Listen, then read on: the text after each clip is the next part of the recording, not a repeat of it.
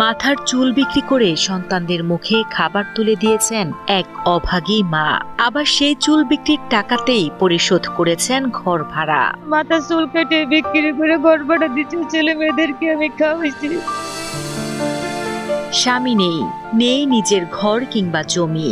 দুই সন্তানকে নিয়ে এখন রেল লাইনের পাশে খোলা আকাশের নিচে দারিদ্র্যের চরম নির্মম বাস্তবতার মুখোমুখি কাটছে বাগেরহাটের রেহেনা খাতুনের দিনরাত।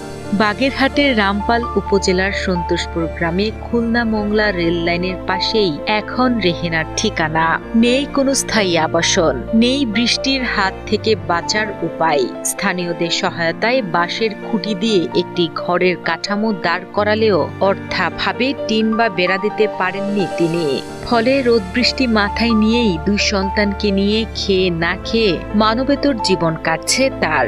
একসময় একটি ঝুপড়ি ঘরে ভাড়া থাকলেও 500 টাকা ভাড়া দিতে না পারায় সেই আশ্রয়টুকুও হারাতে হয়েছিল তাকে। আমার মাথার চুল কেটে বিক্রি করে আমি ঘর ভাড়া দিচ্ছি এবং আমার ছেলে মেয়েদেরকে খাওয়াইছি। তারপর আমার স্বামীর সাথে আমার সম্পর্ক না, আমার স্বামীকে আমি ছেড়ে দিচ্ছি। এখন আমার কোনো জায়গা জমি নাই, আমার থাকার কোনো আমার স্থান নাই। কি করে ঘরখানে তৈরি করব সেটা চিন্তা ভাবনা করতেছি। আমার ছেলে মেয়ে না খেয়ে ঘুরে বেড়াচ্ছে এবং আমি দাঁড়ে দাঁড়ে মানুষের কাছে আমি ভাত টাত চাইতে যাচ্ছি, কিন্তু কোনো জায়গায় পাচ্ছি, কোনো জায়গায় আমি পাচ্ছি না। ব্যক্তিগত জীবনের টানাপোড়েনে পাশে নেই স্বামী, নেই কোনো মাথা গোজার ঠাঁই। তাই সন্তানদের নিয়ে পথে পথে ঘুরে মানুষের দাঁড়ে দাঁড়ে হাত পাততে বাধ্য হন এই অসহায় নারী। খাবারের জন্য মানুষের কাছে সাহায্য চেয়েও সব সময় সহায়তা মেলে না। অনেক সময় ছোট ছোট সন্তানদের মুখের খাবার তুলে দিতে না পেরে অসহায় হয়ে পড়েন তিনি। কান্নাজড়িত কণ্ঠে রেহেনা জানান, তখন নিরুপায় হয়েই 1000 টাকায় নিজের মাথার চুল বিক্রি করেছেন।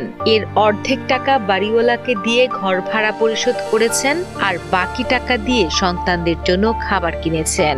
এখন তার একটাই আকুতি, সরকার ও সমাজের বিত্তবান মানবিক মানুষরা যেন তার দুই সন্তানকে নিয়ে নিরাপদে বেঁচে থাকার জন্য একটি ঘরের ব্যবস্থা করে দেন। 1000 টাকা চুল বিক্রি করেছি, 500 টাকা আমি ঘর মালিককে দিয়ে দিচ্ছিলাম, আর 500 টাকা দিয়ে আমার ছেলে মেয়েদেরকে খাদ্য খাবার খাওয়াইছি। তারপর এখন আমি পথে পথে রেল পাশে ঘুরে বেড়াচ্ছি। এখন আমি সরকারের কাছে সাহায্য চাচ্ছি যে আমার এই ঘরখান যেন সে যেন একটু ঠিকঠাক করে দেয় আমার ছেলে মেয়েদেরকে।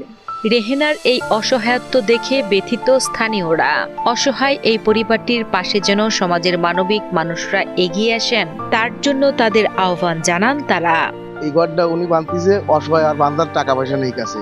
সরকার থেকে যদি কোনো সাহায্য